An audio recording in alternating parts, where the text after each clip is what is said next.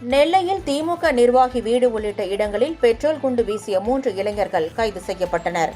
மேலும் ஒருவரை போலீசார் தேடி வருகின்றனர். நெல்லையை அடுத்த முன்னீர்பலம் அருகே உள்ள கீழ் முன்னீர்பலத்தைச் சேர்ந்த பாளை தெற்கு ஒன்றிய திமுக பொருளாளர் செல்வசங்கர் வீட்டின் மீது 4 பேர் கொண்ட கும்பல் பெட்ரோல் குண்டுகளை வீசிவிட்டு தப்பிச் சென்றது. இதுகுறித்த புகாரின் பேரில் போலீசார் வழக்கு பதிவு செய்து சிசிடிவி காட்சிகள் அடிப்படையில் டவுன் மேலநத்தம் பகுதியைச் சேர்ந்த பொன்ராஜ், இசக்கிமுத்து, முத்துக்குமார் மற்றும் ஒரு சிறார் என்பது அடையாளம் தெரிந்தது.